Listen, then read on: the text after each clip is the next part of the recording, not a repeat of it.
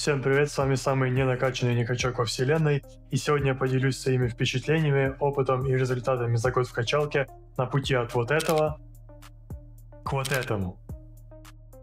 Господи, прошу вас, забудьте, что вы видели первую картинку. Это сугубо мое личное мнение, я не претендую ни на какую степень экспертности, а то сейчас позбегаются всякие тремблоуновые монстры, типы, которые занимаются по 5-7 лет и скажут, что да это вообще ни о чем, у тебя никакого результата нет, и начнется.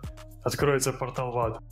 Поэтому заваривайте чай, берите печеньки, ставьте лайк авансом, видео вам однозначно понравится, подписывайтесь, если еще не подписаны. Ну и мы начинаем! Погнали! Так, приоделся, чтобы ваших мам не соблазнять. Я хожу в зал уже год, и за этот год я проделал путь от дрища весом 60 килограмм до плюс-минус нормальной формы. Yes, I am growing very strong. За год я смог набрать 12 килограмм мышечной массы, сейчас мой вес составляет 72 килограмма, при росте 1,85 м. Да, знаю, это не совсем геракльская форма, но для меня это огромный прогресс. Здесь на скриншоте вы можете видеть график изменения моей массы, расписанный понедельно. Прошу любить и жаловать. Как вы можете видеть, мой пик был 73,5 килограмма, но, к сожалению, этой осенью я перестал прогрессировать. Я несколько раз заболел, подвернул ногу, нерегулярно питался, плюс была куча постоянных неотложных дел, из-за чего не всегда получалось регулярно посещать зал, и поэтому получился своего рода застой. Но все мы люди, с кем не бывает, поэтому не зациклимся на этом и иду дальше. Я сравниваю себя только с самим собой, и поэтому, смотря на фотки своей годичной давности, я могу сказать, что горжусь собой. Я всегда был таким высоким и худым, у меня с детства ускоренный метаболизм, и поэтому сколько бы я ни съел, все это всегда вылетало в трубу, и мама бедная замучилась постоянно мне готовить. Хорошо, что сейчас ты мне не готовишь.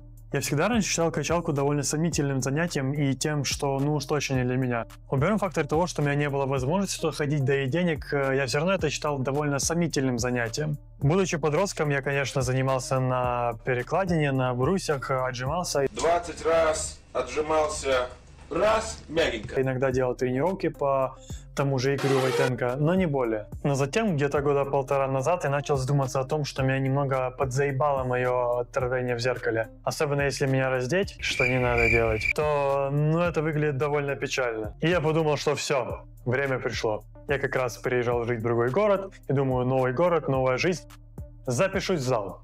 Блин, кто мне там пишет? Это мамочка любимая пишет, мамулечка моя. Пишет, чтобы я херней перестал заниматься и нормальную работу наконец-то нашел. Поначалу, естественно, я был ни о чем, я не понимал, как это работает, как правильно заниматься, техники упражнений, питания и так далее. Для меня в первые недели пожать пустой гриф на 3 подхода по 10 раз уже было испытанием. Ну, кто без я, наверное. Со временем я начал понимать, как это работает, как что делать, подсматривать техники у других, упражнения у других, на ютубе, в интернете искать и так далее, и так далее, и так далее. И потихоньку начало получаться.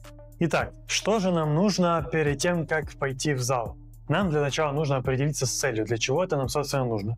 Мы хотим похудеть, мы хотим набрать массу, накачаться или просто ходить, скажем так, для здоровья, поддерживать форму. Потому что если нет цели, если вы будете туда просто ходить, лишь бы ходить, то, естественно, никакого результата и не будет. Вы будете смотреть в зеркало и думать, блин, почему я все еще такой же дрищ, или, блин, почему я все еще такой же жердяй.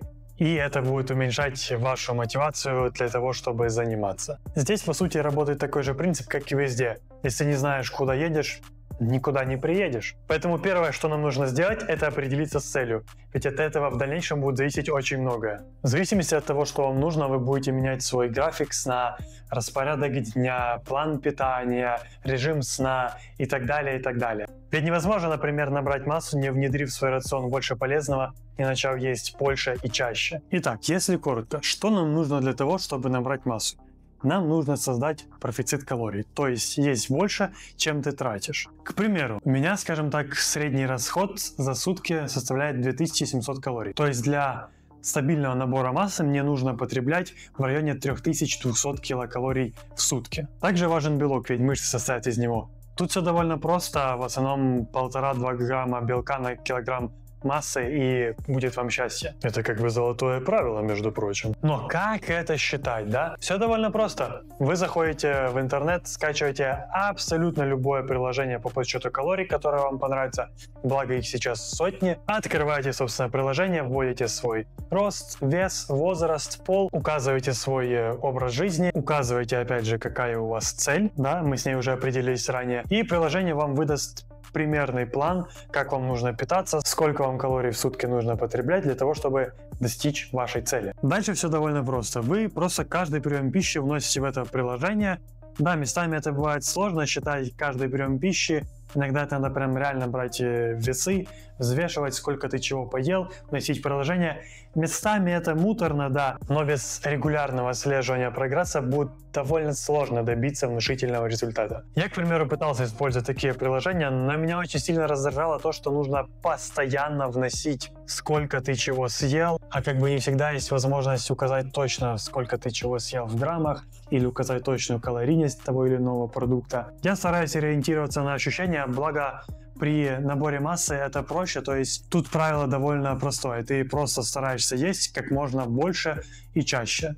При этом стараясь, естественно, потреблять побольше белка и побольше углеводов. Второе, с чем нам нужно определиться, это система тренировок.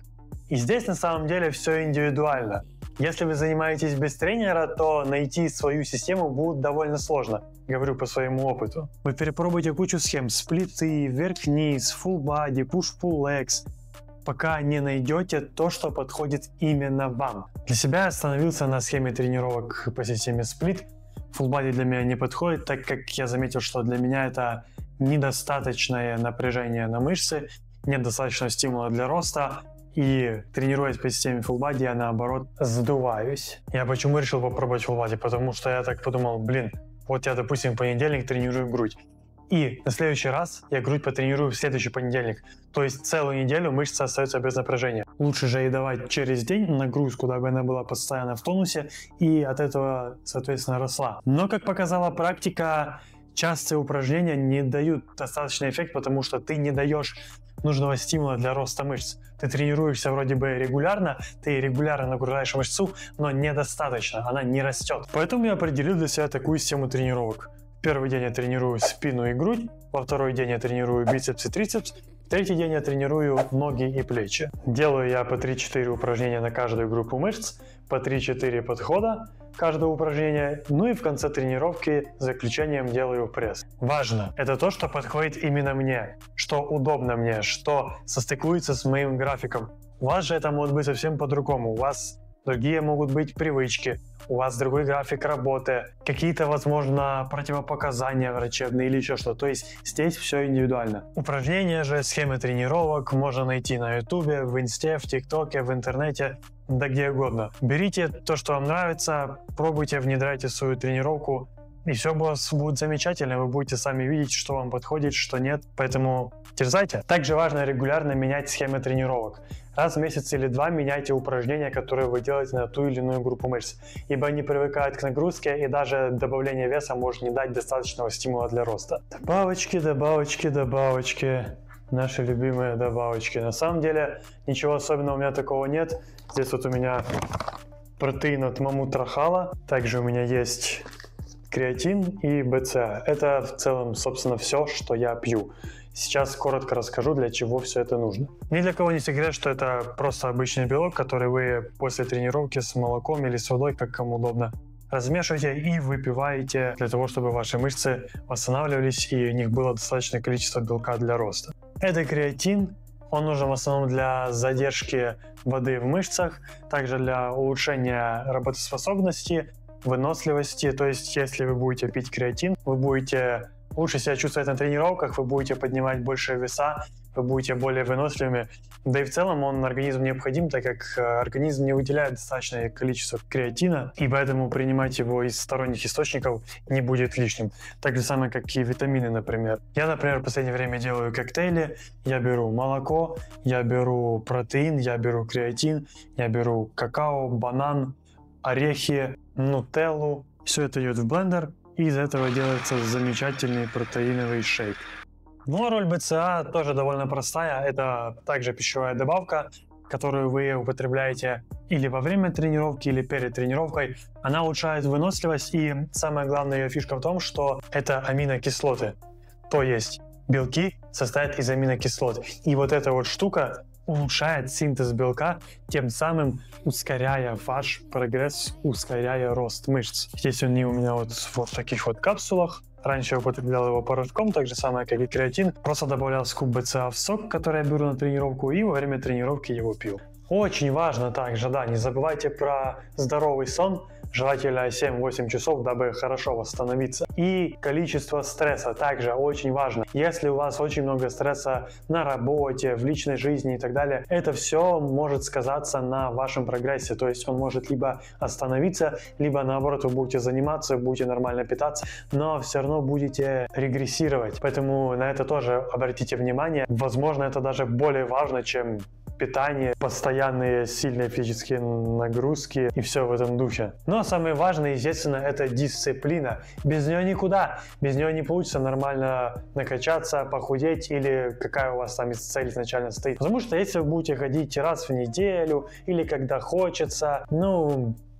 ничего не получится. Это так работает везде во всем жизни. Поэтому, раз уж вы решились, поставьте себе нужную, необходимую вам цель. Желательно реалистичную. Не завышайте ожидания.